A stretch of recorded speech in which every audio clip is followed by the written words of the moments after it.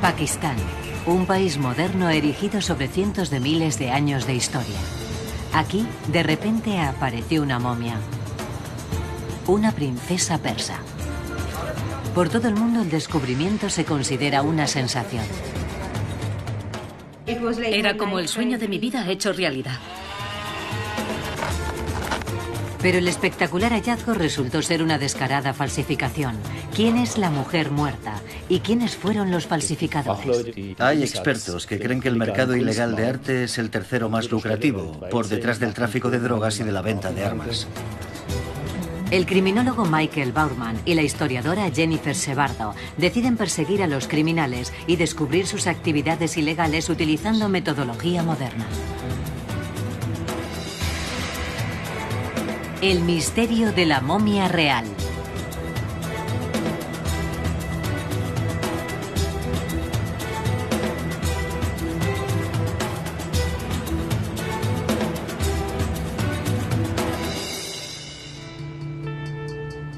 En el año 2000, en Pakistán, se encontró una de las falsificaciones históricas más famosas del mundo. Sin embargo, hoy en día el caso sigue pendiente de resolución. Michael, ven, quiero enseñarte algo. Mira, este es el vídeo del descubrimiento de la momia. Fue un evento importante en aquella época. Mira cuántos periodistas. La momia fue descubierta en octubre del año 2000 en Quetta, una ciudad del oeste de Pakistán. Un descubrimiento único. El cuerpo era el de una princesa, una hija del rey persa Jerjes, o al menos eso era lo que aparecía inscrito en su pecho. Hasta entonces los arqueólogos creían que solo los antiguos egipcios momificaban a sus gobernantes y que los persas no. El sarcófago fue confiscado cuando unos contrabandistas intentaron sacarlo del país. El superintendente de la policía, Raya Umar Khattab, estaba allí aquel día. Un confidente nos avisó de que iban a sacar a una momia a través de la frontera. Entonces la confiscamos. Sin embargo, los científicos descubrieron que el supuestamente valioso tesoro era una falsificación. La momia y el sarcófago eran falsos. Unos investigadores de la Universidad de Erlangen lo descubrieron. Dataron algunas muestras enviadas desde Pakistán con carbono 14 y descubrieron la edad de la momia. Los resultados fueron sorprendentes. La momia no tenía 3000 años de edad, como mucho tenía 3.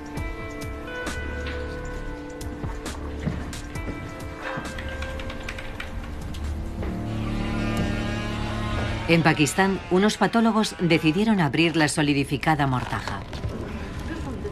Querían averiguar si entre las vendas había un cuerpo. Y descubrieron algo horrible: el cadáver de una joven.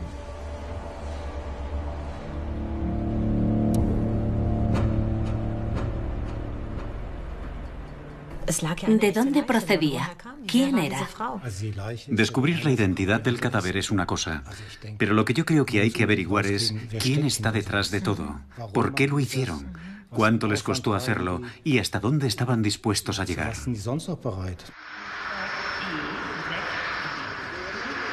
Michael Baumann, un famoso criminólogo de la policía alemana, quería averiguar más sobre el caso y descubrir quién estaba detrás de todo.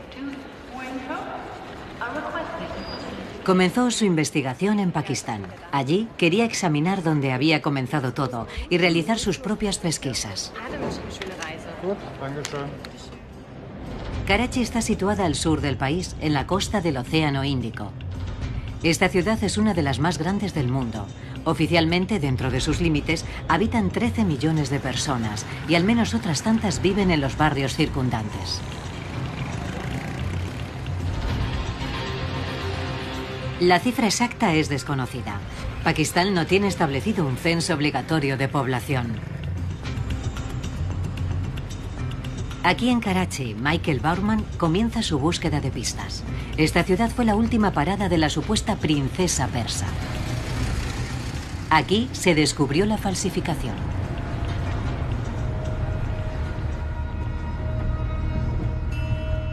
A 30 kilómetros al este de la ciudad, rodeado de pobreza y chabolas, se encuentra el cementerio de Chaucandi. Se extiende a lo largo de varios kilómetros cuadrados. Las tumbas más antiguas tienen varios siglos. Su antigüedad no se puede conocer con exactitud. Ninguna tiene inscrita la fecha, ni siquiera las más modernas. Las tumbas islámicas tradicionales no suelen inscribir las fechas. Son tumbas familiares, muchas de ellas pirámides de piedra arenisca decoradas con complejos grabados. Grabados que los falsificadores de la momia utilizaron como inspiración.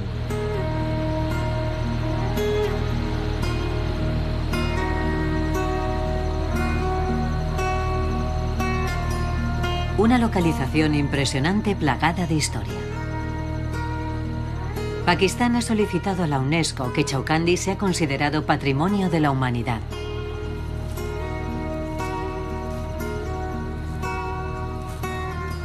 Unas complejas estructuras homenajean a los ricos y unos montones de piedras mal colocados a los pobres. El cementerio sigue actualmente en uso. Michael Bauerman ha averiguado que el cadáver utilizado supuestamente para la falsa momia está aquí enterrado. ¿Pero dónde? Ni siquiera la policía lo sabe.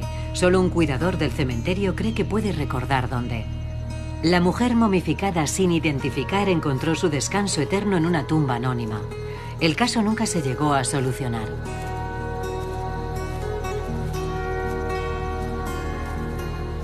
En aquella época la policía lo consideró un homicidio, porque había quedado demostrado que la mujer había muerto poco antes de su momificación. Pero no lograron dar con nadie, ni realizaron ninguna detención, aparte de los contrabandistas. Y no encontraron ni una sola pista de los auténticos responsables, los falsificadores.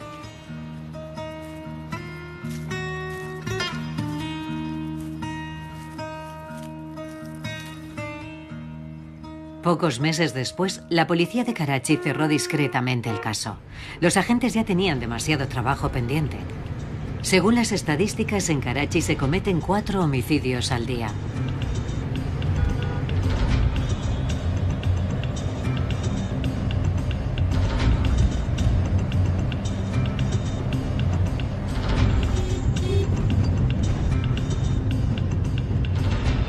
El siguiente destino de Michael Bauerman es el Museo Nacional de Pakistán, en el centro de Karachi.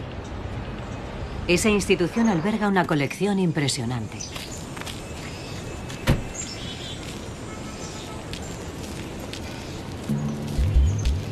Aquí se analiza cada hallazgo arqueológico al que se considera de interés nacional. Cuando la policía confisca objetos de contrabando y artefactos excavados ilegalmente, es aquí donde los traen.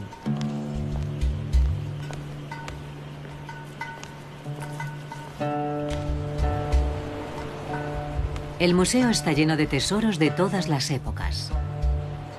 Pakistán tiene una historia cultural muy rica. El museo alberga tesoros que van desde la primera civilización hindú, pasando por la época de Alejandro Magno, hasta la actualidad.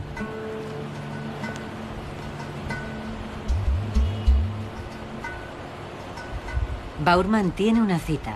Ha quedado con el director del museo, Mohammed Sabukari. Buenas tardes, bienvenido al Museo Nacional de Pakistán. ¿Hay restos de la momia persa aquí en el museo?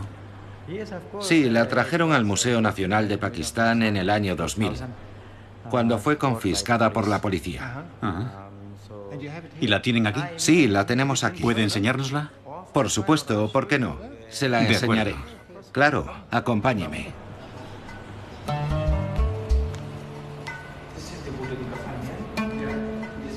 Los restos están guardados en un almacén situado cerca del atrio interior del museo.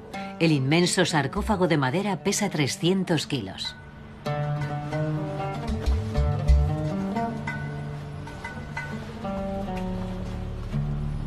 Su superficie está cubierta de inscripciones cuneiformes y símbolos persas.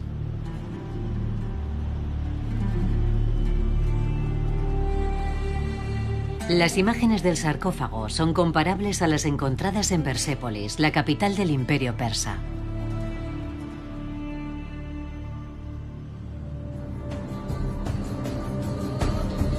Darío, el padre de Jerjes, fundó la antigua metrópolis, pero fue su hijo el que la hizo grande.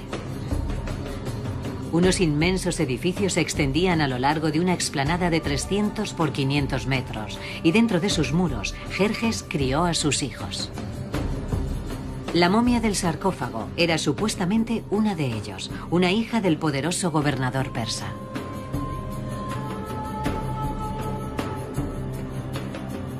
El vestíbulo de las 100 columnas y la sala de audiencias o apadana, con sus techos de 20 metros de altura, ya eran famosos en la antigüedad.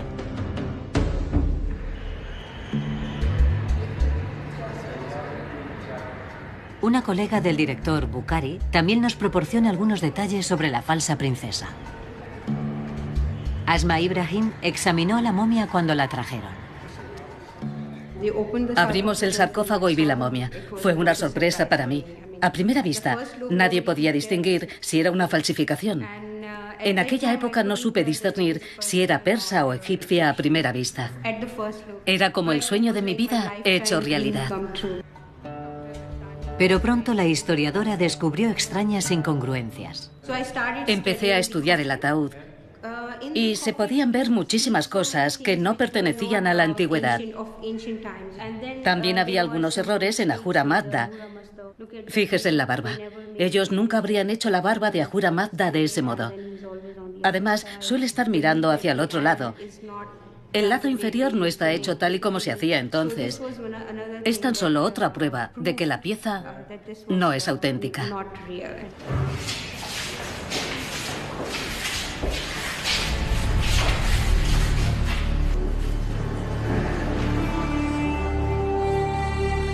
El inmenso sarcófago de madera contenía uno más pequeño, de piedra, como en el antiguo Egipto. Pero este estaba recubierto de escrituras cuneiformes. La tapa se rompió cuando sacaron a la momia.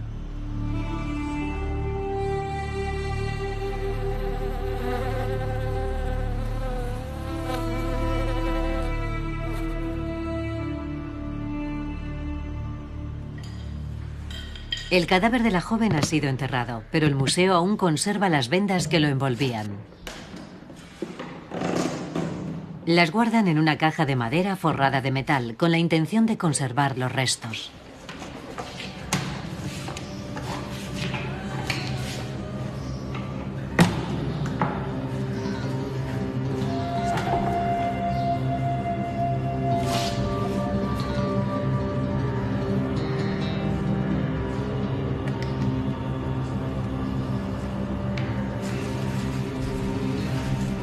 Para estudiar las vendas de una momia se precisan ciertas medidas de seguridad, porque pueden contener bacterias u hongos peligrosos. La mujer envuelta con estas vendas había muerto poco antes del hallazgo.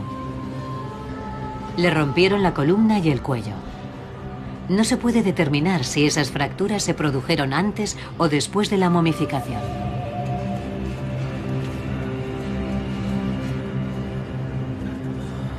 Bowerman quiere averiguar más cosas, especialmente sobre los falsificadores.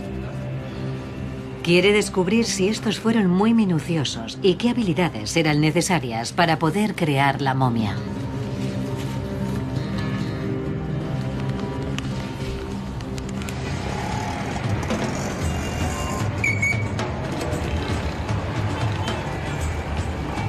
De nuevo, Bowerman se encuentra viajando por Karachi. Le han dicho dónde puede obtener más información sobre la princesa persa. A las afueras de la ciudad, en el hospital universitario Aga Khan.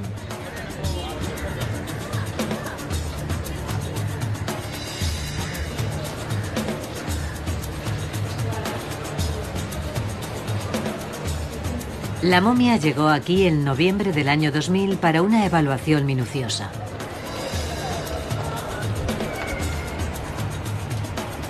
Zafar Jamil aún recuerda bien el día.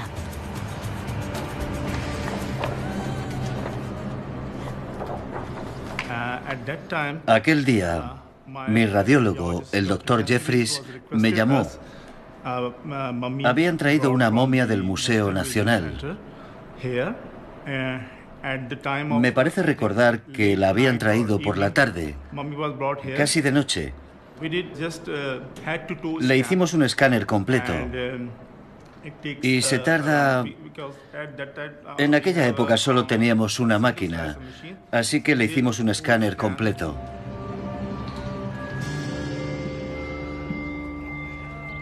Las imágenes de tomografía computerizada de alta resolución deberían revelar lo hábiles que habían sido los falsificadores. Los resultados fueron enviados por correo electrónico a la historiadora Jennifer Sebardo en Zúrich. Allí, en el Centro Universitario de Medicina Evolutiva, Jennifer quiere comparar la técnica utilizada en este caso con la utilizada por los antiguos egipcios. La momia más antigua jamás encontrada tenía 5.500 años. Los antiguos egipcios querían conservar los cuerpos durante toda la eternidad. Creían que a través de la momificación, el faraón fallecido adquiría por fin estatus de dios. Los cadáveres de la gente normal también eran embalsamados. Los sacerdotes estaban a cargo de los rituales funerarios.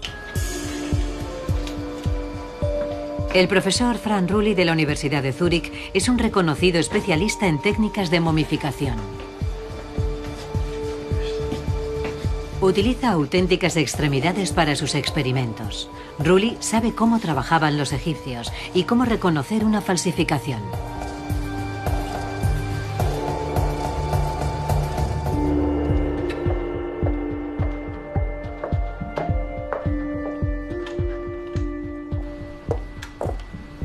Hola, profesor Rulli, gracias por atenderme. ¿Puede explicarme la técnica de momificación de los egipcios?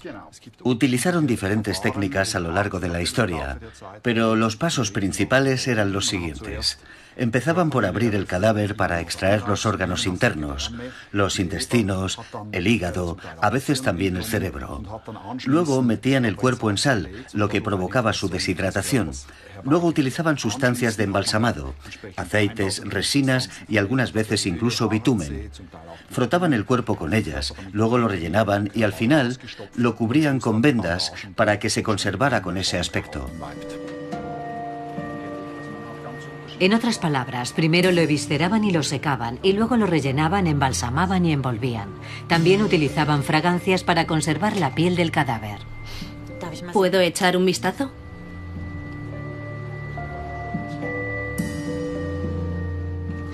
¿Son sustancias que aún se pueden comprar en la actualidad? Sí, son sustancias que en realidad se pueden comprar en un supermercado o en cualquier tienda. Franz Rulli echa un vistazo a los tags de la princesa persa falsa.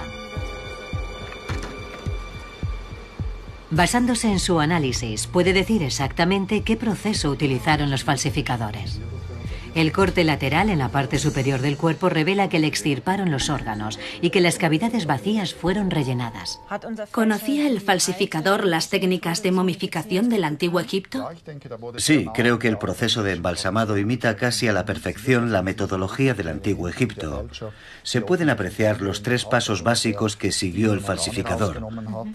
Extrajo los órganos internos, luego rellenó las cavidades con algún tipo de fluido u otra sustancia y luego vendó el cadáver. Si alguien quiere falsificar una momia, ¿no tendría que haber un experto presente? Sí, eso creo. Debes poseer ciertos conocimientos de anatomía y conocimientos históricos de la metodología. Sería poco realista pensar que un lego en la materia pudiera realizar todo el proceso. Se requiere cierto nivel de pericia profesional para realizar una falsificación que consiga engañar a mucha gente. Quiero enseñarle una cosa más. Este es un vídeo que circula por internet. Es supuestamente la momia de un rey persa de 3000 años, pero tiene un aspecto extraño. Fíjese, ¿es una momia? Sí, parece un poco rara. Esos ojos y ese amuleto también es un poco extraño. También resulta sospechoso que se conserve también el tejido blando. Parece un cadáver reciente. ¿Le han ofrecido alguna vez alguna falsificación como esta? Sí, también me han ofrecido momias cuyo origen no era muy claro. Yo sospechaba que eran falsificaciones. ¿Quién se la ofreció? Provenía de una zona similar a esta. Me llamó alguien desde Oriente Medio preguntándome si estaba interesado en adquirir una momia. Obviamente, rechacé la oferta porque las circunstancias me parecieron sospechosas. ¿De dónde cree que sacan los cadáveres? No sabría decirle. Es posible que en alguna región concreta, cuando fallece alguien sin parientes, esta gente se aproveche de ello. Aquí, por supuesto, esas cosas no pasan. Pero es algo que podría suceder en algunas partes del mundo.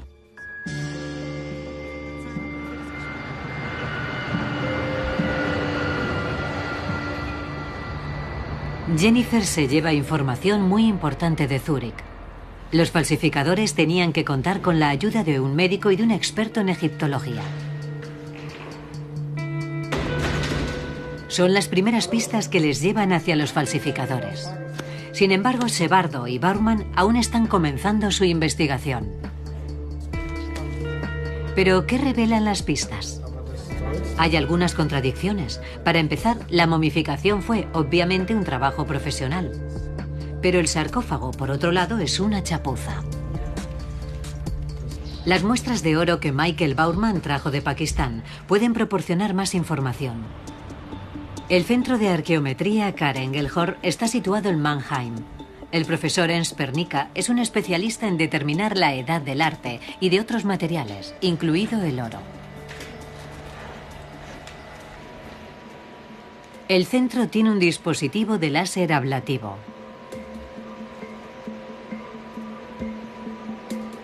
Lo único que se necesita es un pequeño fragmento de un material para poder determinar su composición exacta y con eso averiguar su edad.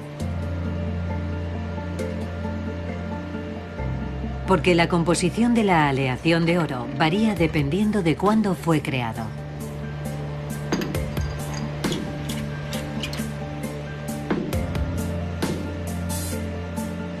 La superficie de la muestra se escanea con un rayo láser. Dicho rayo elimina y vaporiza partículas microscópicas del oro. Las partículas vaporizadas se analizan en una cámara de detección de iones y revelan la concentración exacta de cada sustancia encontrada en la muestra.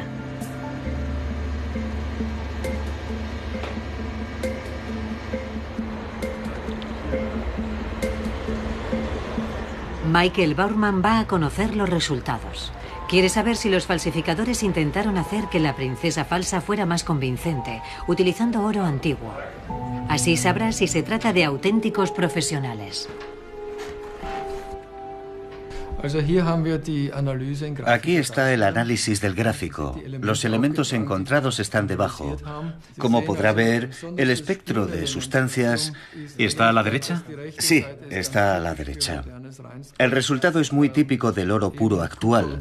Hay altas cantidades de cobre y plata, pero eso puede deberse al origen del oro. No podemos demostrarlo, pero yo diría casi con total seguridad que es oro moderno. ¿Y de dónde puede proceder? El oro moderno puede comprarse en forma de lingote, pero también se puede comprar de suministradores químicos en forma de cable o de gránulos. En mi opinión, para hacer una falsificación sería mejor utilizar una moneda romana, por ejemplo. Pero el análisis de la muestra indica claramente que es oro moderno. En lo que respecta al oro, los falsificadores obviamente no se esforzaron demasiado. ¿Es posible que confiaran en sus suministradores? Baumann llama a Oscar Muscarella, que en aquella época estaba trabajando en el Museo Metropolitan de Nueva York. ¿Hola? Señor Muscarella, hace más de 10 años alguien le presentó una oferta por una princesa persa, una momia. El vendedor pedía $11 millones. ¿11 millones? ¿En serio? Me envió unas fotografías que yo examiné y fotocopié. Aunque fui un estúpido y las devolví. Pero supe inmediatamente que se trataba de una falsificación, que no era auténtica. Tengo en mi despacho una copia de un billete de $3. Eso no existe. Hay billetes de $1, de 2, de 5. Sí, lo sé. Pero hay falsificaciones tan malas Sí. que las llamo billetes de $3. Son malísimas. ¿Diría usted que los falsificadores, los tratantes de antigüedades y los directores de museos trabajan juntos como en una red? Se lo explicaré de este modo. Yo diría que sí, porque todos colaboran. Pero siendo justos, en la mayoría de los casos, aunque no en todos, el conservador del museo y el director del museo no saben que se trata de una falsificación. Todo museo, y quiero que esto quede bien claro, todo museo acepta como donativos falsificaciones de donantes ricos. Oh, sí. No quieren ofenderlos. Sí. Sé que también pasó aquí en el Met. Y sé que pasa en otros sitios. Si un hombre rico dona su colección a un museo, aunque el conservador sepa que hay alguna falsificación, la acepta. Y el mercado de las falsificaciones está muy extendido. Bueno, no es el caso de la mujer persa. Pero normalmente las falsificaciones se hacen en un sitio y luego tratan de sacarlas del país junto con otras obras auténticas. La gente cree que provienen de Turquía o de Irán. Así es como se hace. Y los principales actores son, por supuesto, los tratantes de Suiza, Alemania, Francia, Estados Unidos y Japón, que son los que luego las venden. La princesa persa no pasó por esa ruta porque fue descubierta accidentalmente por la policía pakistaní. Esta es información importante para Bowerman y Sebardo. Les ayuda a tener una imagen clara de los falsificadores, o por lo menos una imagen menos difusa. Me pregunto qué lograremos averiguar 10 años después del delito sobre el cadáver y sobre el delito en sí. Un problema. El estado de los archivos es horrible y la policía pakistaní no quiere darles las pocas carpetas que tienen. El caso les dio muchos problemas y el oficial al mando no obtuvo ningún resultado. El destino de la joven era sencillamente un caso más para él, uno de muchos. Sin embargo, Jennifer no puede olvidarlo. Una mujer del presente momificada como hace miles de años. Según la concepción del mundo de los antiguos egipcios, el Nilo separaba el mundo de los vivos del reino de los muertos. Para asegurar el mejor paso posible de los fallecidos hacia el más allá, los egipcios, literalmente, movieron montañas. Las pirámides del antiguo reino y las tumbas laberínticas del Valle de los Reyes tenían un solo propósito: proteger lo mejor posible a los fallecidos y a los regalos que habían recibido para su viaje al más allá.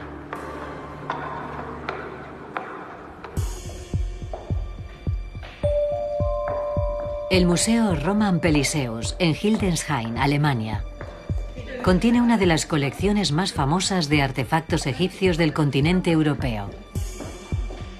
Jennifer ha venido a averiguar algo más sobre el origen de la momificación, ayudada por la directora del museo, la profesora Regine Schulz.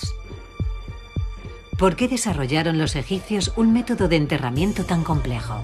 Además, Sebardo quiere saber si hay alguna falsificación en el museo y cómo trata este tema la directora. Los egipcios asumían que este mundo y el más allá estaban interrelacionados y que solo podías continuar existiendo en el otro lado si quedaba algo de ti en este lado. Entonces comenzaron a desarrollar técnicas de momificación para ayudar con esa transición.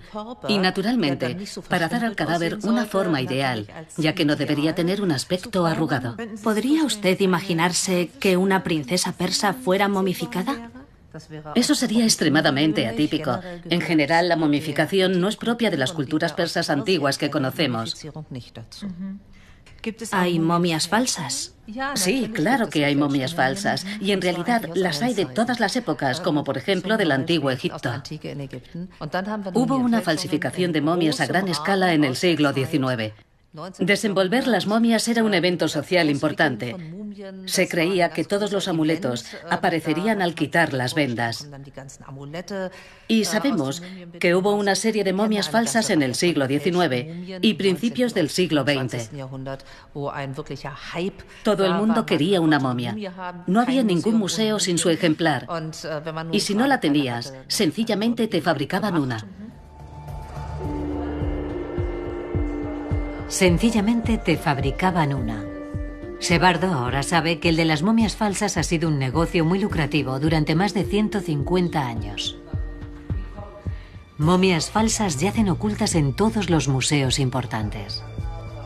Parece que incluso entre los especímenes famosos o entre aquellas que han formado parte de colecciones durante décadas, quizás siglos, podría haber también falsificaciones.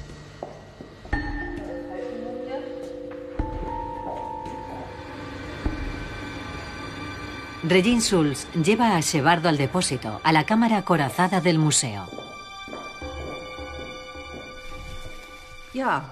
Usted me ha preguntado por falsificaciones y tenemos un par de buenos ejemplos aquí en el museo. Empecemos por este escarabajo, que tiene una apariencia ligeramente verde. Durante el siglo XIX, los artefactos egipcios antiguos estaban de moda y, por supuesto, había personas que hacían imitaciones o falsificaciones. Esta no es una imitación, es una falsificación. ¿Cómo se reconoce una falsificación? Para empezar, se puede reconocer por el estilo de los símbolos. También se puede ver desde un punto de vista histórico en las proporciones estructurales del escarabajo. Este escarabajo se parece mucho a este otro, aunque es un poco más pequeño. Y si lo coges con cuidado en tu mano, verás una inscripción. Este es un original y muy bueno. ¿No es falso? No es falso.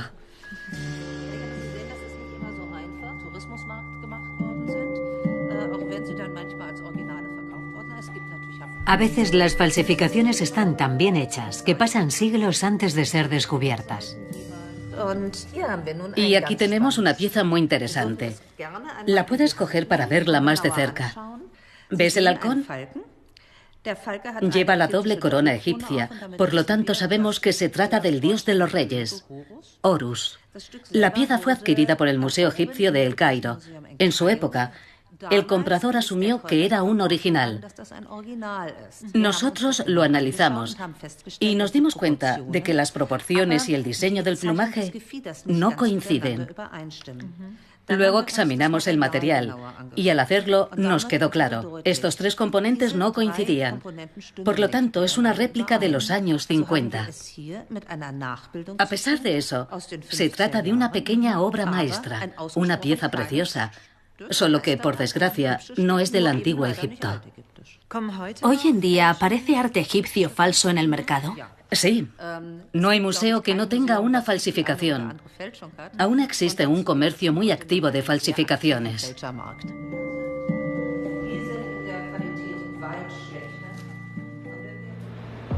Michael Bauerman quiere averiguar más cosas sobre este comercio ilegal, incluyendo su potencial económico y criminal. Como antiguo agente de policía federal, sabe que hay unidades en Alemania que están especializadas en este campo, incluyendo el Departamento de Delitos Económicos de la Oficina Estatal de Investigaciones Criminales de Baden-Württemberg. Allí, en la unidad especializada en falsificaciones, el comisario Ernst Scholler ha detenido a cientos de ladrones y falsificadores. Si lo compara con otro tipo de delitos, digamos, por ejemplo, temas de drogas o extorsión, ¿se mueve mucho dinero? Hay expertos que consideran que el mercado ilegal de arte es el tercero más lucrativo del mundo, por detrás del tráfico de drogas y de la venta de armas. Y si se fija en las cifras, en lo que se paga por un solo objeto se puede confirmar. Hay artefactos que se venden por decenas de millones. ¿Y eso ocurre con las falsificaciones, además de con los originales? Se lo explicaré de este modo. Una falsificación es más fácil de fabricar que un original. Y si lo haces bien y es de buena calidad, puedes ganar inmensas sumas de dinero.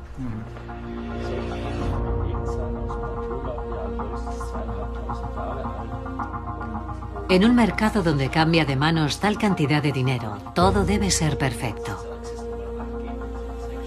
Pero Scholler se da cuenta de que parte del trabajo de la momia es bastante chapucero. Fíjese en los bordes de la escritura cuneiforme. Eso parece grabado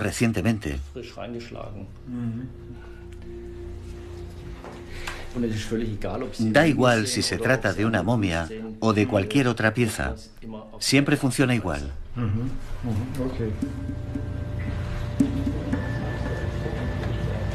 Durante el transcurso de sus investigaciones, Soler ha descubierto miles de obras falsas. Algunas están guardadas en el depósito de pruebas de la Oficina Estatal de Investigaciones Criminales.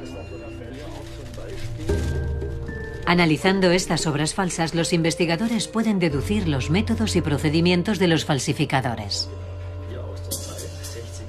Una de sus investigaciones llevó a la detención y condena de una banda de falsificadores de Giacometti.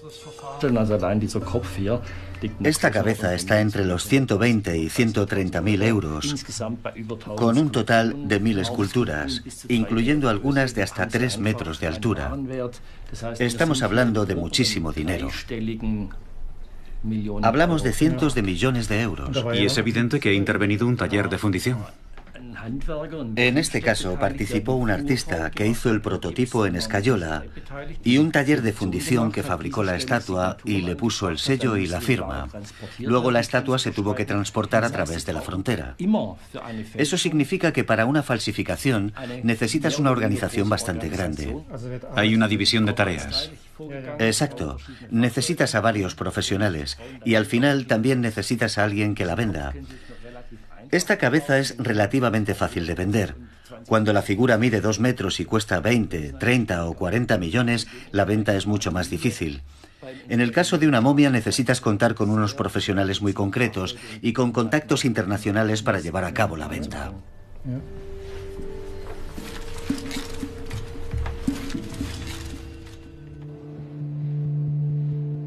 La información recopilada en Stuttgart le ayuda a calcular la cantidad de trabajo necesario para crear la princesa persa falsa.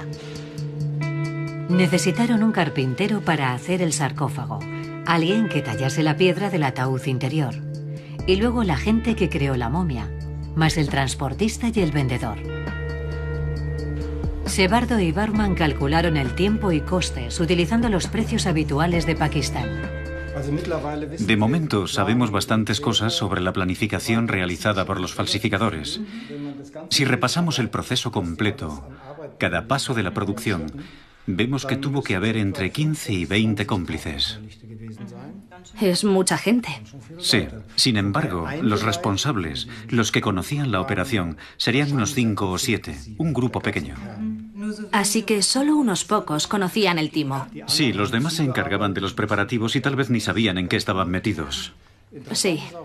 También resulta interesante calcular el tiempo que necesitaron. Entre 9 meses y 1 año y medio. Es bastante tiempo, ¿no? Mucho tiempo.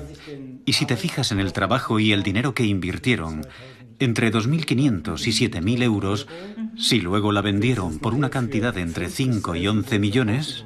Habrían sacado un buen beneficio. Muy bueno. Pero no llegaron tan lejos. La policía pakistaní se lo impidió. Ya sabemos bastante de los falsificadores, pero ¿qué sabemos del cadáver? ¿Ya han terminado la reconstrucción facial? Sí, tal vez ya esté lista. Echemos un vistazo.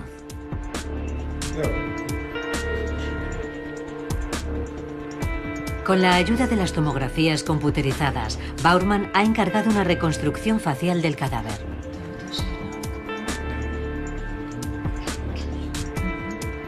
Primero estudian el cráneo. Luego el ordenador sitúa los músculos faciales, seguidos de la piel y el pelo. Deciden preguntar al experto en momificación, Frank Rulli, de dónde puede provenir la mujer desconocida. Lo sorprendente es que tiene un puente nasal relativamente ancho y un rostro fino. En principio, podría provenir de esa región. Pero bueno, hemos de ser cautos con esas afirmaciones. Una mujer, probablemente de Pakistán. Su pelo oscuro fue teñido de rubio, lo que sugiere que era más bien de una zona urbana que de una rural. Así que este es su aspecto. Así es. Y si queremos saber qué le pasó al cuerpo, tendré que volver a Pakistán.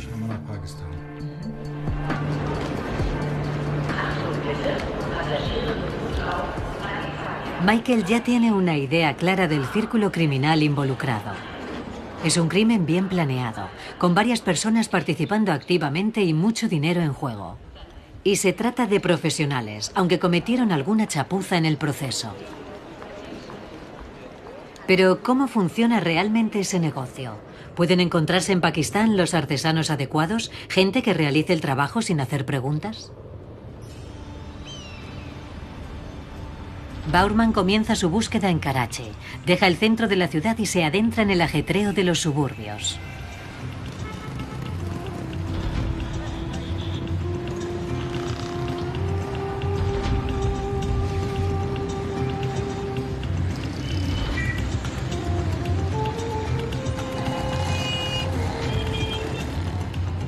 Cada especialidad artesanal tiene su propio barrio. En este bazar, por ejemplo, solo se fabrican y venden artículos de madera. Muebles hechos a mano, mobiliarios completos u objetos individuales exclusivos. Muchas piezas se fabrican de tal forma que parecen antiguas. En la mayoría de las tiendas occidentales podrían pasar por antigüedades.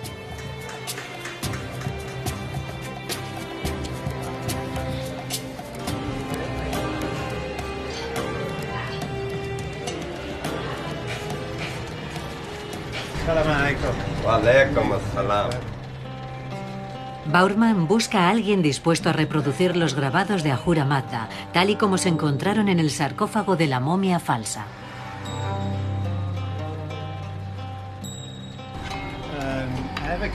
Tengo una pregunta. Fíjese en esta figura. ¿La conoce? Sí. De acuerdo. Es un motivo parsi. La comunidad religiosa parsi, los zoroastrianos, aún adoran a este dios. He tallado muchísimos para ellos, tal vez unos 100. ¿Sería posible que me hiciera algo parecido en madera? ¿Podría hacerlo? De acuerdo. ¿Podría? Muy bien.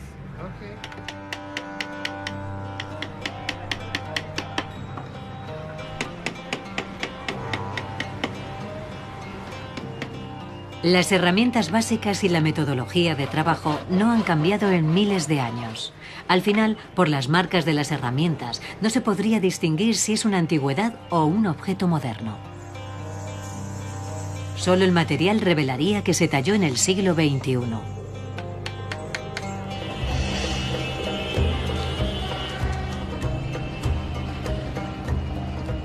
Con la figura de madera en su mano, Bowerman va al Museo Nacional.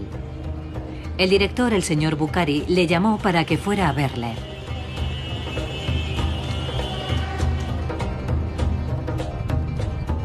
Por teléfono, Bukhari le dijo a Bowerman que tenía algo que enseñarle. La policía acaba de dejar un nuevo lote de artículos falsos, igual que habían hecho con la princesa persa.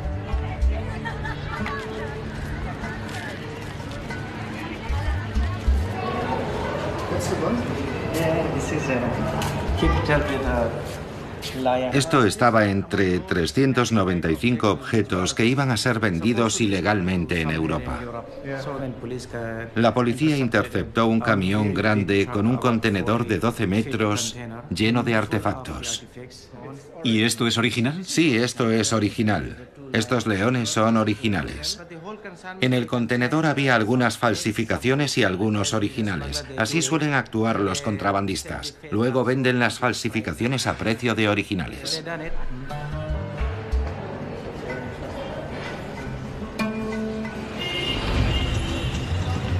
Bowerman quiere hablar con el policía que requisó el cargamento y detuvo a los contrabandistas. Tal vez guardan alguna relación con los falsificadores de la princesa persa o con la red criminal que obviamente existe.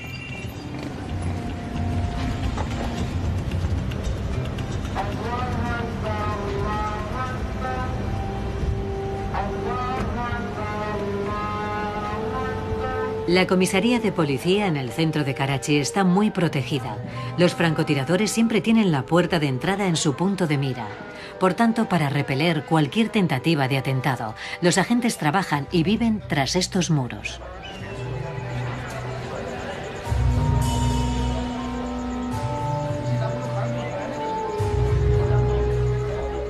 Bowerman ha conseguido una cita con Gulan Sevir, el jefe de esta unidad de policía, que ha dirigido la operación contra los contrabandistas.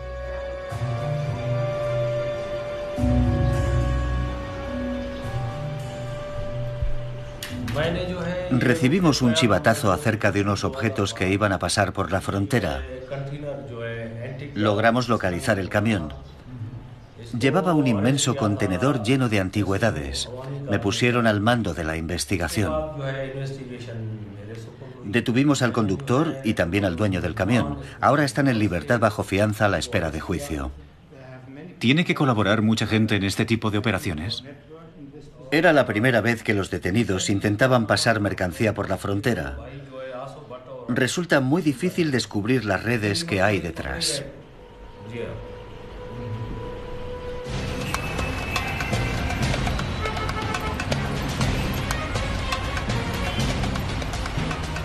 Bowerman no consigue averiguar nada más. El jefe de policía tiene motivos evidentes para no dar más información.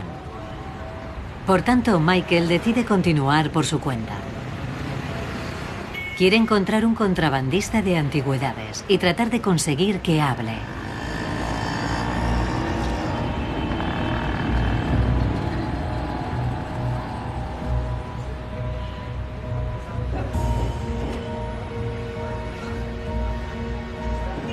Pero el criminólogo es incapaz de encontrar un barrio donde se vendan antigüedades. En Pakistán no hay mercado doméstico para ellas. Las estanterías están llenas del tipo de baratijas que se encuentran en los rastros. Pero ¿dónde podrá encontrar gente que comercie con objetos caros, ya sean auténticos o falsos? Bowerman pregunta por una persona de contacto. Este vendedor le resulta útil. Conoce a alguien que supuestamente vende auténticas antigüedades. Faisal Pani está orgulloso de su trabajo. Incluso opina que le está haciendo un servicio a su país.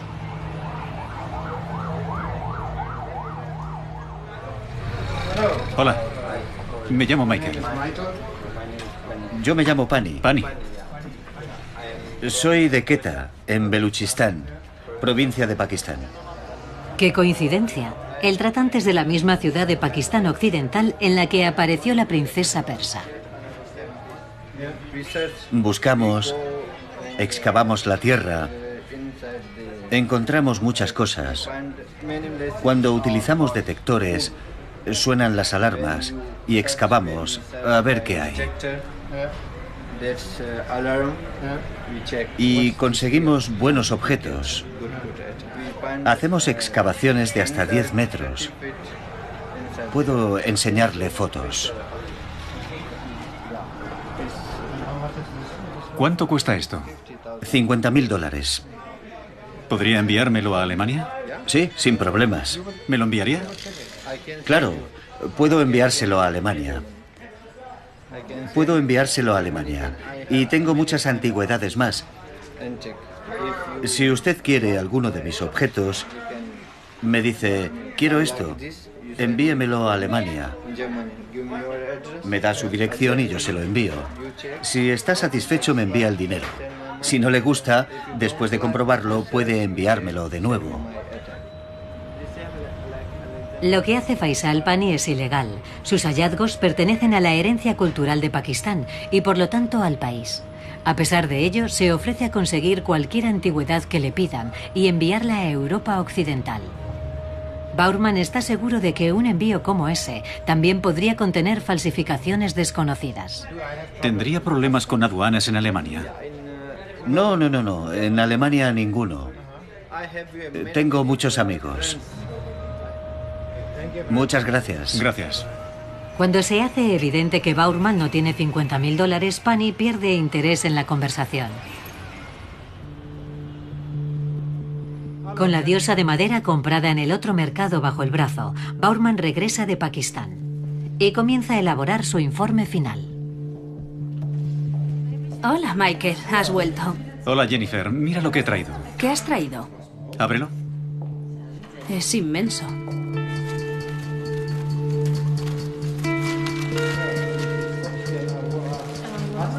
El tallado del símbolo del dios persa Ahura Mazda que Michael encargó es mucho mejor que el del sarcófago. Sin embargo, el dibujo, tal y como se ha tallado, difiere mucho del auténtico.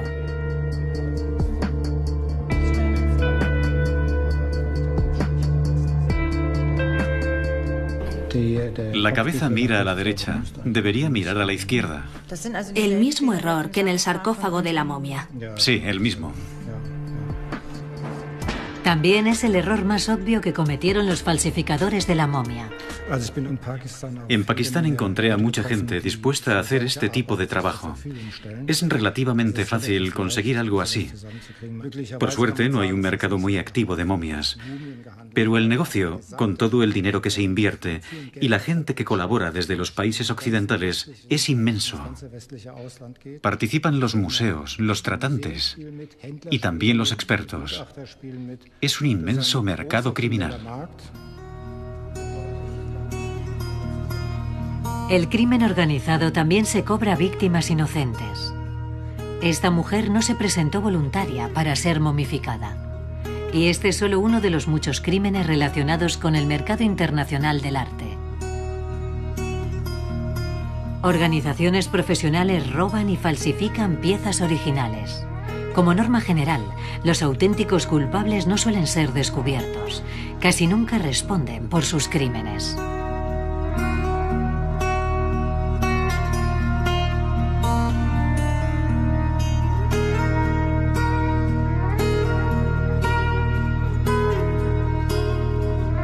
Creían que a través de la momificación, el faraón fallecido adquiría por fin estatus de Dios.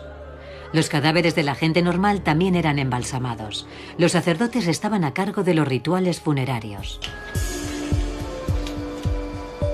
El profesor Frank Rulli de la Universidad de Zúrich es un reconocido especialista en técnicas de momificación.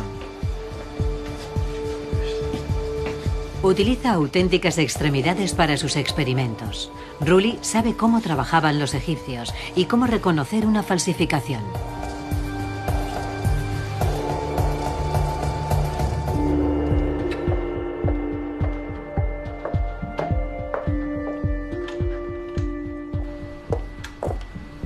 Hola, profesor Rulli, gracias por atenderme. ¿Puede explicarme la técnica de momificación de los egipcios?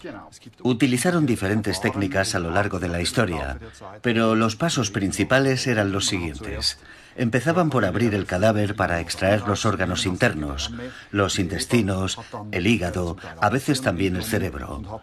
Luego metían el cuerpo en sal, lo que provocaba su deshidratación. Luego utilizaban sustancias de embalsamado, aceites, resinas y algunas veces incluso bitumen. Frotaban el cuerpo con ellas, luego lo rellenaban y al final lo cubrían con vendas para que se conservara con ese aspecto. En otras palabras, primero lo evisceraban y lo secaban, y luego lo rellenaban, embalsamaban y envolvían. También utilizaban fragancias para conservar la piel del cadáver. ¿Puedo echar un vistazo?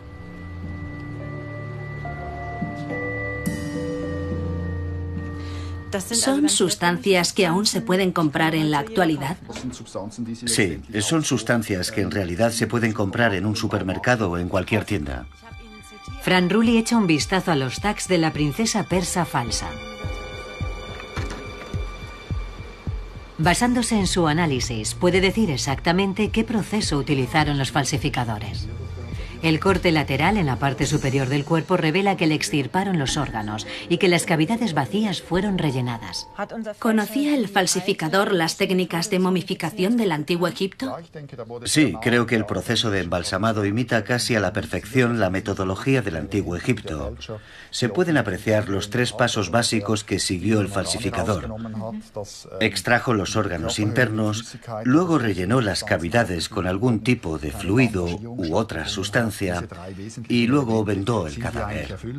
Si alguien quiere falsificar una momia, ¿no tendría que haber un experto presente?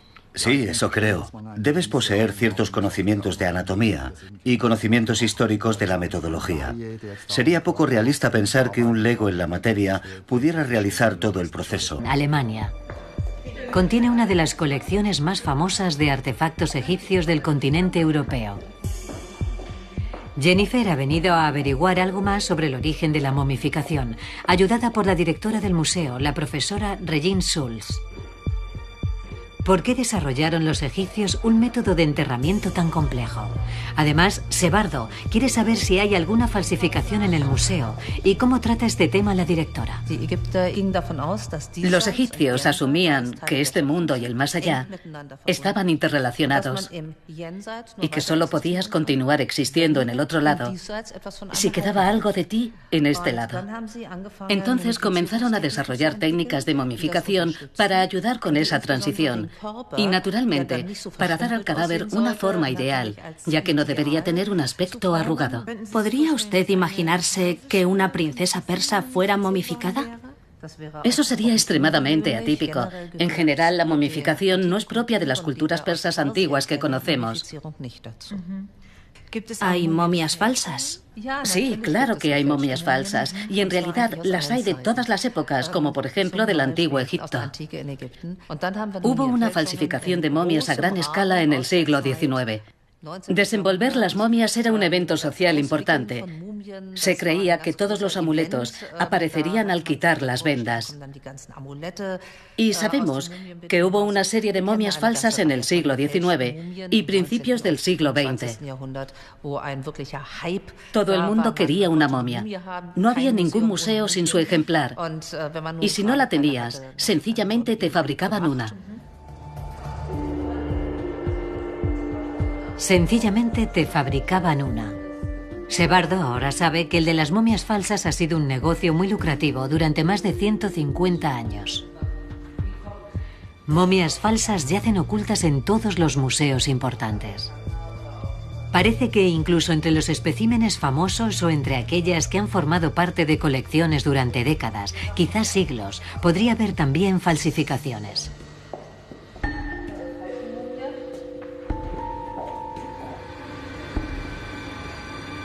Regine Schulz lleva a Sebardo al depósito, a la cámara acorazada del museo. Usted me ha preguntado por falsificaciones y tenemos un par de buenos ejemplos aquí en el museo. Empecemos por este escarabajo, que tiene una apariencia ligeramente verde. Durante el siglo XIX, los artefactos egipcios antiguos estaban de moda y, por supuesto, había personas que hacían imitaciones o falsificaciones. Esta no es una imitación, es una falsificación. ¿Cómo se reconoce una falsificación?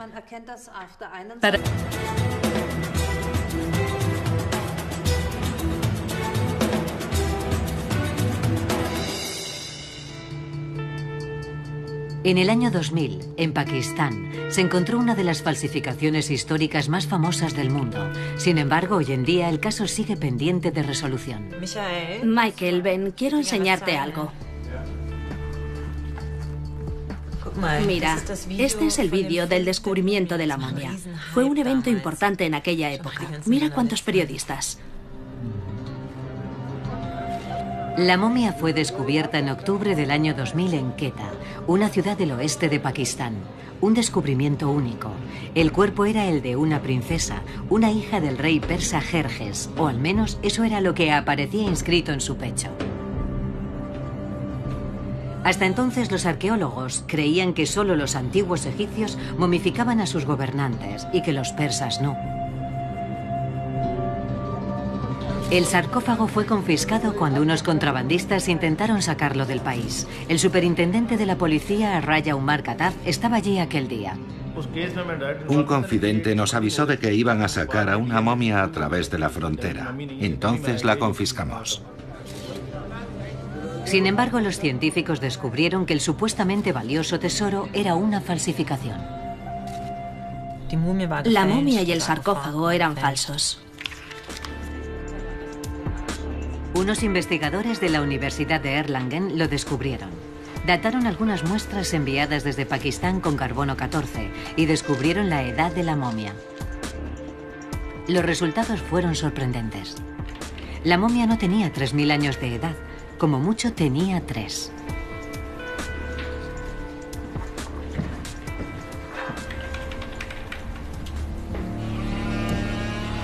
En Pakistán, unos patólogos decidieron abrir la solidificada mortaja.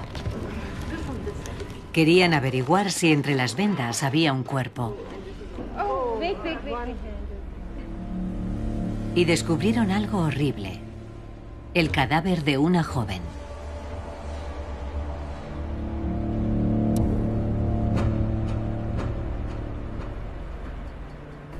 ¿De dónde procedía? ¿Quién era? Descubrir la identidad del cadáver es una cosa, pero lo que yo creo que hay que averiguar es quién está detrás de todo, por qué lo hicieron, cuánto les costó hacerlo y hasta dónde estaban dispuestos a llegar.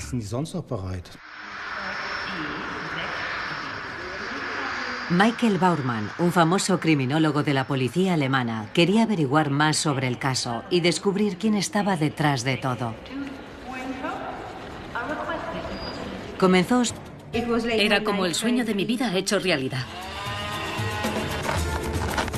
Pero el espectacular hallazgo resultó ser una descarada falsificación. ¿Quién es la mujer muerta? ¿Y quiénes fueron los falsificadores? Hay expertos que creen que el mercado ilegal de arte es el tercero más lucrativo, por detrás del tráfico de drogas y de la venta de armas. El criminólogo Michael Bauermann y la historiadora Jennifer Sebardo deciden perseguir a los criminales y descubrir sus actividades ilegales utilizando metodología moderna. El misterio de la momia real.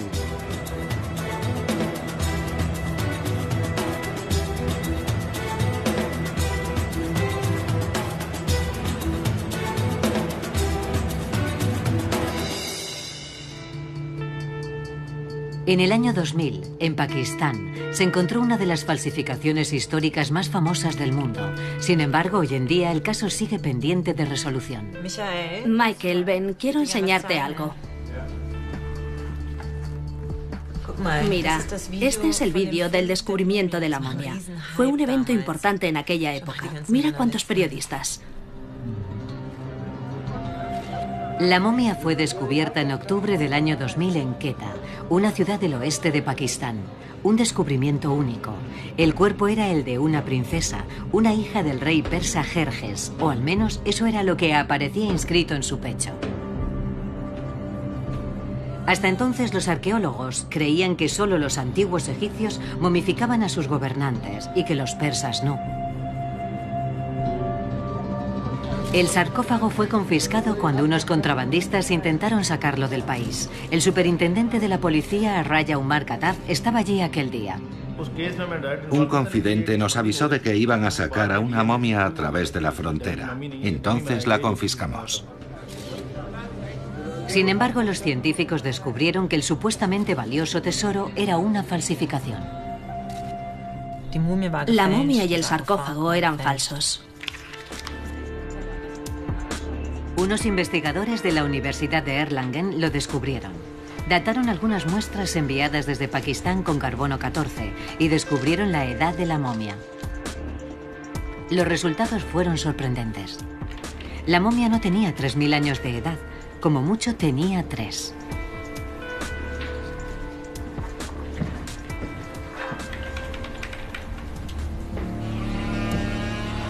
En Pakistán, unos patólogos decidieron abrir la solidificada mortaja.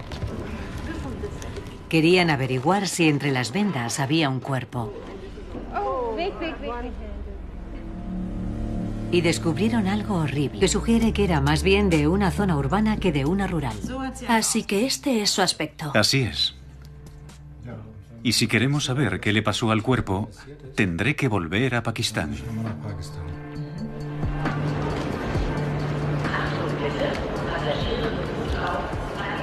Michael ya tiene una idea clara del círculo criminal involucrado. Es un crimen bien planeado, con varias personas participando activamente y mucho dinero en juego. Y se trata de profesionales, aunque cometieron alguna chapuza en el proceso. Pero, ¿cómo funciona realmente ese negocio? ¿Pueden encontrarse en Pakistán los artesanos adecuados, gente que realice el trabajo sin hacer preguntas? Bauermann comienza su búsqueda en Karachi. Deja el centro de la ciudad y se adentra en el ajetreo de los suburbios.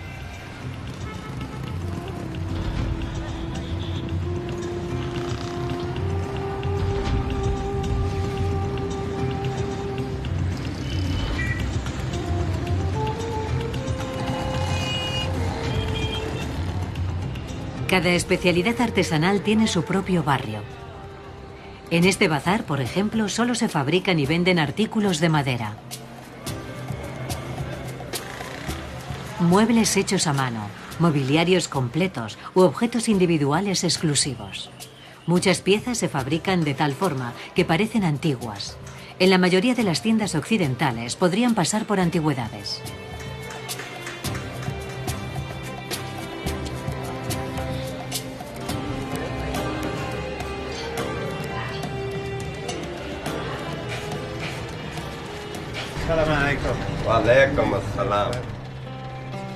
Bowerman busca a alguien dispuesto a reproducir los grabados de Ahura Mazda, tal y como se encontraron en el sarcófago de la momia falsa.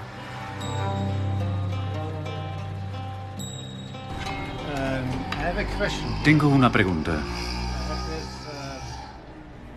Fíjese en esta figura. ¿La conoce? Sí. De acuerdo. Es un motivo parsi. La comunidad religiosa parsi, los zoroastrianos, aún adoran a este dios. He tallado muchísimos para ellos, tal vez unos 100. ¿Sería posible que me hiciera algo parecido en madera? ¿Podría hacerlo? De acuerdo. ¿Podría? Muy bien.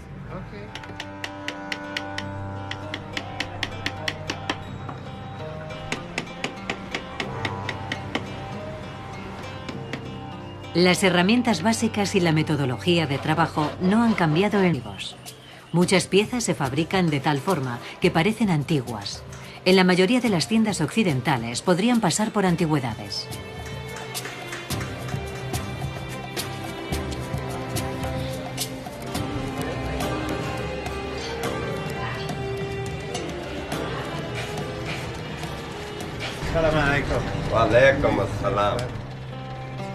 Bowerman busca a alguien dispuesto a reproducir los grabados de Ahura Mazda, tal y como se encontraron en el sarcófago de la momia falsa.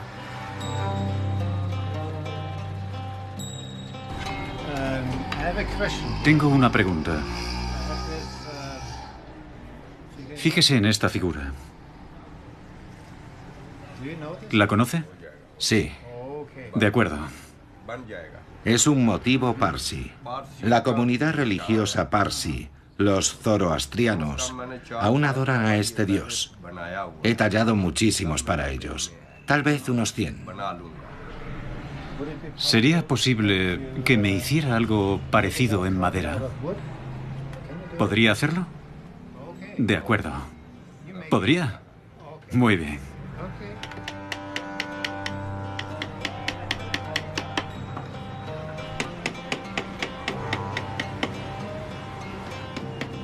Las herramientas básicas y la metodología de trabajo no han cambiado en miles de años. Al final, por las marcas de las herramientas, no se podría distinguir si es una antigüedad o un objeto moderno. Solo el material revelaría que se talló en el siglo XXI.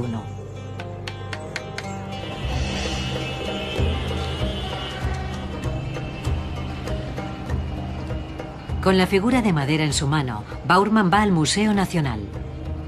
El director, el señor Bukhari, le llamó para que fuera a verle.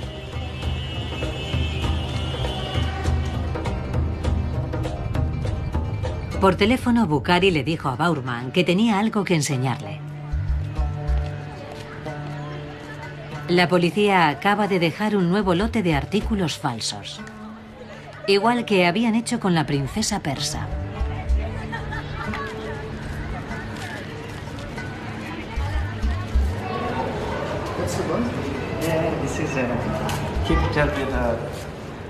Esto estaba entre 395 objetos que iban a ser vendidos ilegalmente en Europa. La policía interceptó un camión grande con un contenedor de 12 metros lleno de artefactos. ¿Y esto es original? Sí, esto es original. Estos leones son originales.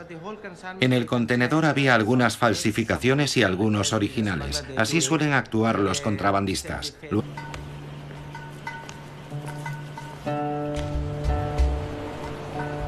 El museo está lleno de tesoros de todas las épocas. Pakistán tiene una historia cultural muy rica. El museo alberga tesoros que van desde la primera civilización hindú, pasando por la época de Alejandro Magno, hasta la actualidad.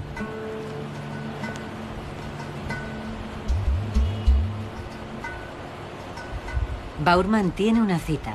Ha quedado con el director del museo, Mohammed Shah Bukhari. Buenas tardes, bienvenido al Museo Nacional de Pakistán. ¿Hay restos de la momia persa aquí en el museo?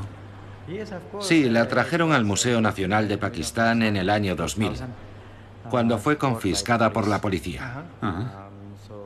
¿Y la tienen aquí? Sí, la tenemos aquí. ¿Puede enseñárnosla? Por supuesto, ¿por qué no? Se la enseñaré. Claro, acompáñeme.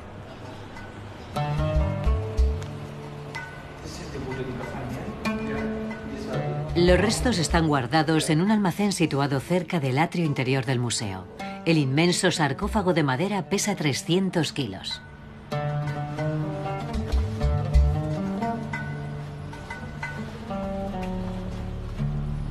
Su superficie está cubierta de inscripciones cuneiformes y símbolos persas.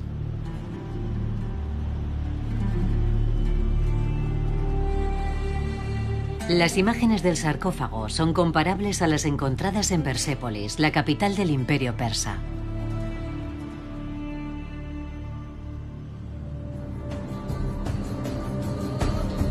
Darío, el padre de Jerjes, fundó la antigua metrópolis, pero fue su hijo el que la hizo grande. Unos inmensos edificios se extendían a lo largo de una explanada de 300 por 500 metros y dentro de sus muros, Jerjes crió a sus hijos. La momia del sarcófago era supuestamente una de ellos, una hija del poderoso gobernador persa.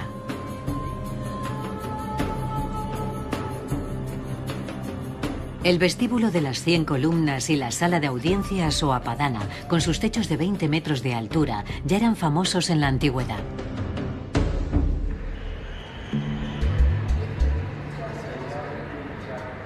Una colega del director, Bukhari, también nos proporciona algunos detalles sobre la falsa princesa. Asma Ibrahim examinó la momia cuando la trajeron. Abrimos el sarcófago y vi la momia. Fue una sorpresa para mí. A primera vista, nadie podía distinguir si era una falsificación. En aquella época no supe discernir si era persa o egipcia a primera vista. Era como el sueño de mi vida hecho realidad. Pero pronto la historiadora descubrió explica de los años 50. A pesar de eso, se trata de una pequeña obra maestra, una pieza preciosa, solo que, por desgracia, no es del antiguo Egipto. Hoy en día aparece arte egipcio falso en el mercado. Sí, no hay museo que no tenga una falsificación. Aún existe un comercio muy activo de falsificaciones.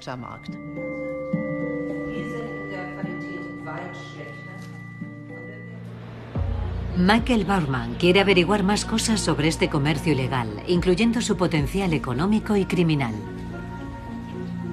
Como antiguo agente de policía federal, sabe que hay unidades en Alemania que están especializadas en este campo, incluyendo el Departamento de Delitos Económicos de la Oficina Estatal de Investigaciones Criminales de Baden-Württemberg. Allí, en la unidad especializada en falsificaciones, el comisario Ernst Scholler ha detenido a cientos de ladrones y falsificadores. Si lo compara con otro tipo de delitos, digamos, por ejemplo, temas de drogas o extorsión, ¿se mueve mucho dinero?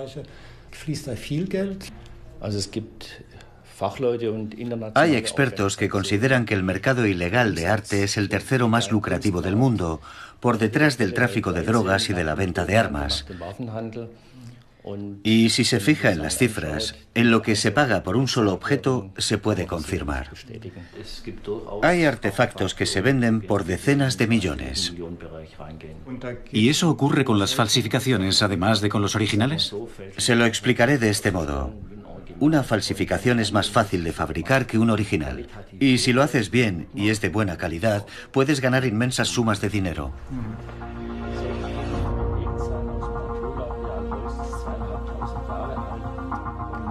En un mercado donde cambia de manos tal cantidad de dinero, todo debe ser perfecto. Pero Scholler se da cuenta de que parte del trabajo de la momia es bastante chapucero. Fíjese los bordes de la escritura cuneiforme. Eso parece grabado recientemente.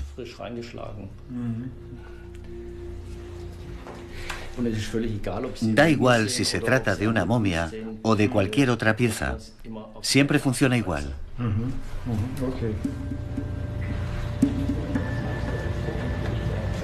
Durante el transcurso de sus investigaciones, Soler ha descubierto miles de obras falsas. Algunas están guardadas en el depósito de pruebas de la Oficina Estatal de Investigaciones Criminales. Analizando estas obras falsas, los investigadores pueden deducir los métodos y procedimientos de los falsificadores. Una de sus investigaciones, 13 millones de personas, y al menos otras tantas viven en los barrios circundantes. La cifra exacta es desconocida. Pakistán no tiene establecido un censo obligatorio de población. Aquí en Karachi, Michael Bauman comienza su búsqueda de pistas. Esta ciudad fue la última parada de la supuesta princesa persa. Aquí se descubrió la falsificación.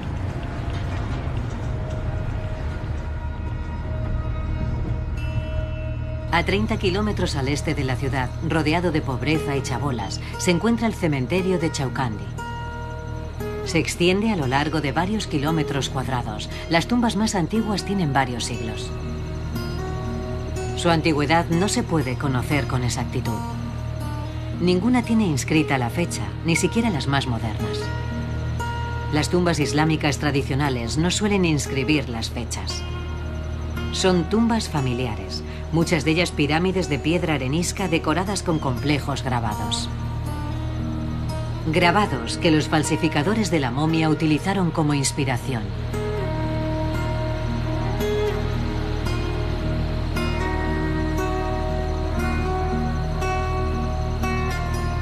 Una localización impresionante plagada de historia. Pakistán ha solicitado a la UNESCO que Chaucandi sea considerado Patrimonio de la Humanidad.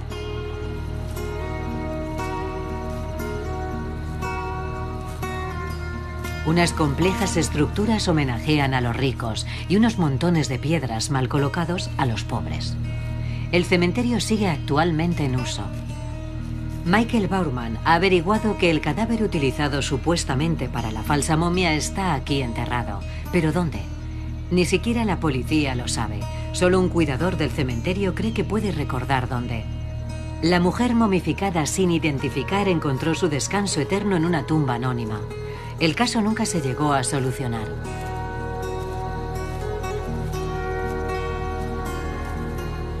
En aquella época la policía lo consideró un homicidio, porque había quedado demostrado que la mujer había muerto poco antes de su momificación. Pero no lograron dar con nadie, ni realizaron ninguna detención, aparte de los contrabandistas. Y no encontraron ni una sola pista de los auténticos responsables, los falsificadores.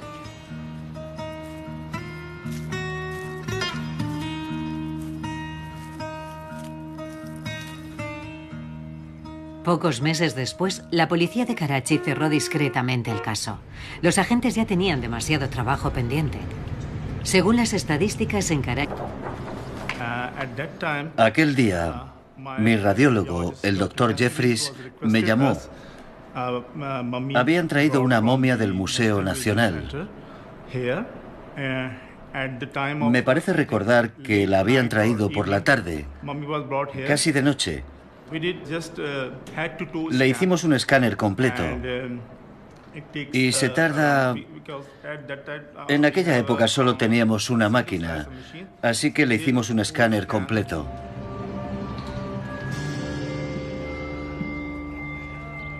Las imágenes de tomografía computerizada de alta resolución deberían revelar lo hábiles que habían sido los falsificadores.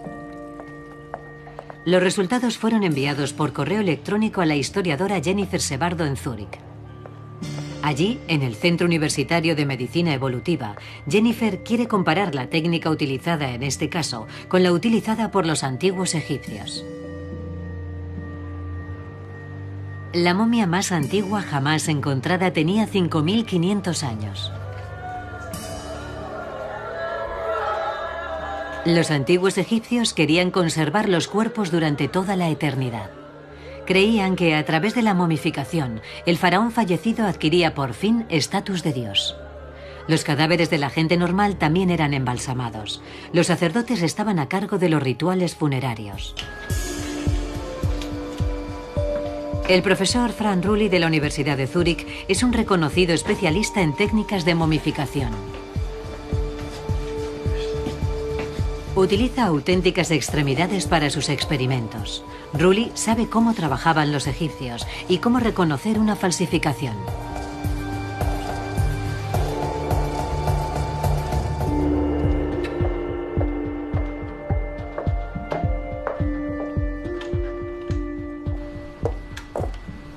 Hola, profesor Rulli, gracias por atenderme. ¿Puede explicarme la técnica de momificación de los egipcios?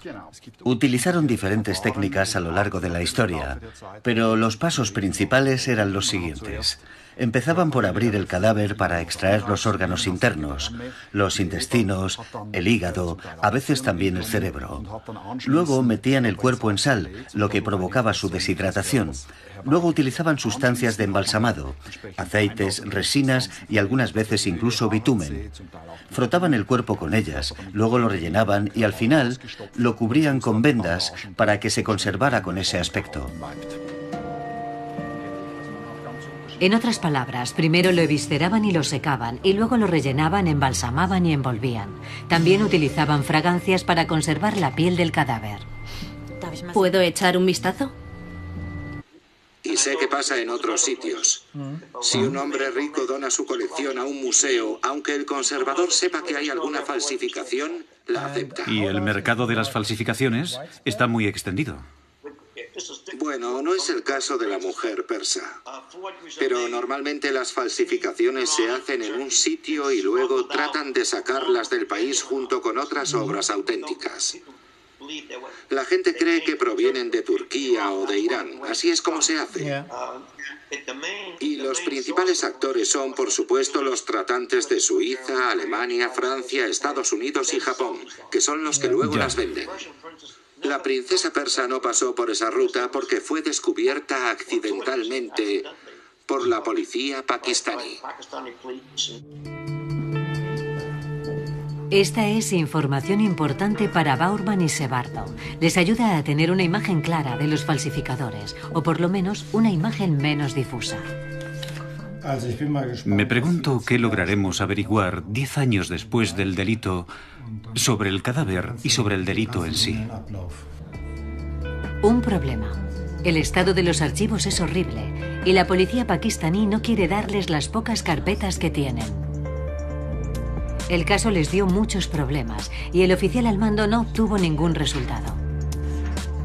El destino de la joven era sencillamente un caso más para él, uno de muchos. Sin embargo, Jennifer no puede olvidarlo. Una mujer del presente momificada como hace miles de años.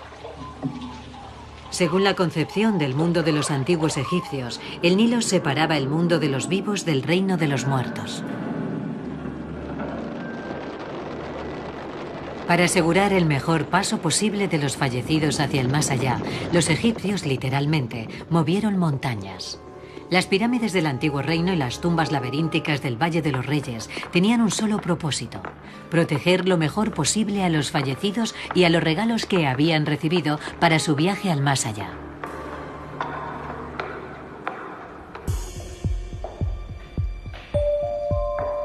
El Museo Roman Peliseus, en Hildesheim, Alemania, contiene una de las colecciones más famosas de artefactos egipcios del continente europeo.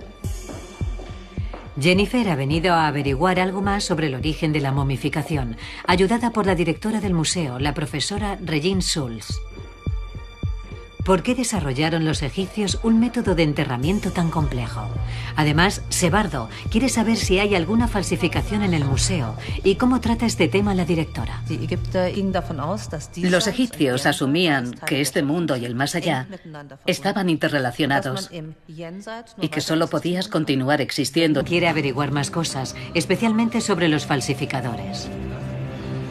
Quiere descubrir si estos fueron muy minuciosos y qué habilidades eran necesarias para poder crear la momia.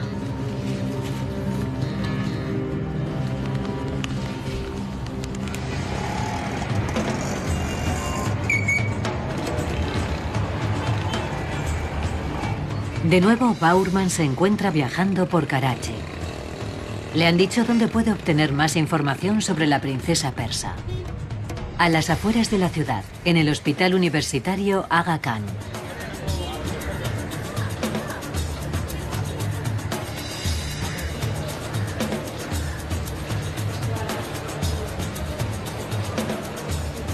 La momia llegó aquí en noviembre del año 2000 para una evaluación minuciosa.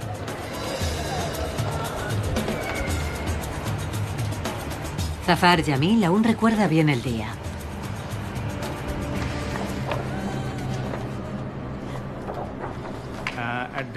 Aquel día, mi radiólogo, el doctor Jeffries, me llamó. Habían traído una momia del Museo Nacional. Me parece recordar que la habían traído por la tarde, casi de noche. Le hicimos un escáner completo y se tarda... En aquella época solo teníamos una máquina, así que le hicimos un escáner completo.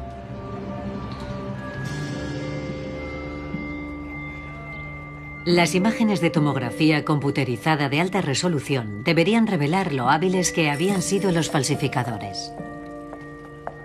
Los resultados fueron enviados por correo electrónico a la historiadora Jennifer Sebardo en Zúrich.